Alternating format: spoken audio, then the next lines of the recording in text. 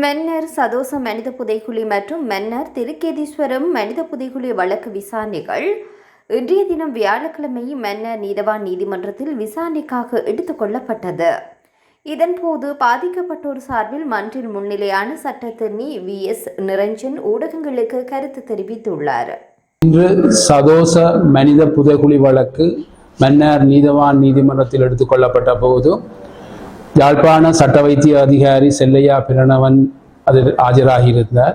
ஏற்கனவே இணங்கிக் கொண்டதன்படி அகழ்ந்தெடுக்கப்பட்ட மனித எச்சங்களின் எலும்புக்கூட்டு தொகுதிகள் இன்று சட்ட வைத்திய அதிகாரியிடம் கையளிக்கப்பட்டது. 76 இலக்கம் தொடக்கம் 156 வரையான 80 பெட்டிகள் இன்று சட்ட வைத்திய அதிகாரியின் மேலதிக பகுப்பாய்வுக்காக மன்னார் நீதவான் நீதிமன்றத்தினால் கையளிக்கப்பட்டது. மிகுதி 75 எலும்புக்கூட்டு தொகுதிகள் நாளை கையளிக்கப்பட இருக்கின்றன. பகுப்பாய்வு செய்து மேலதிக அறிக்கைகளை மன்னார் நீதவான் நீதிமன்றத்தில் தாக்கல் செய்ய இருக்கின்றது. இதே நேரம் அரசு சட்டத்தரணி, காணாப்போனோர் அலுவலக சட்டத்தரணி, சார்பான சட்டத்தரணிகள் ஆஜராகியிருந்தார்கள். நீதிமன்ற உத்தியோகத்தர்களும் போலீசாரும் இந்த நடவடிக்கைகளுக்கு ஈடுபட்டிருந்தார்கள். இந்த வழக்கு நாளை கூப்பிடப்பட இருக்கின்றது.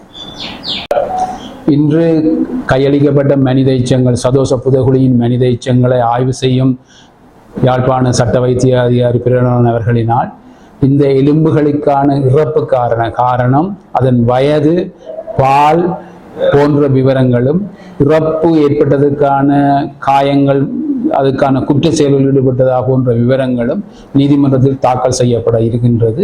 அத்தோடு நீதிமன்றத்துக்கிலும் இது தொடர்பான கேள்விகள் எழுதப்பட்டு அது சம்பந்தமான அறிக்கையும் சமர்ப்பிக்கப்பட வேண்டும் என்று கோரப்பட்டிருக்கின்றது.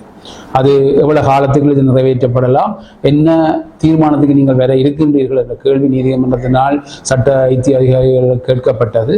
அது சம்பந்தமான அறிக்கையும் அவர் எதிர்வரும் தினங்களில் நீதிமன்றத்தில் தாக்கல் செய்ய இருக்கின்றார். இது திருக்கேதீஸ்வர மனித புதைக்குழி வழக்கு எடுத்துக்கொள்ளப்பட்ட போது மன்னார் நீதவான் நீதிமன்றத்தில் கொழும்பு சட்ட வைத்திய அதிகாரி டாக்டர் கேவகே அவர்களினால் ஏற்கனவே பகுப்பாய்வு செய்யப்பட்ட 81 மனித எச்சங்களில் 27 மனித எச்சங்களுக்கான அறிக்கைகள் சமர்ப்பிக்கப்பட்டிருக்கின்றன.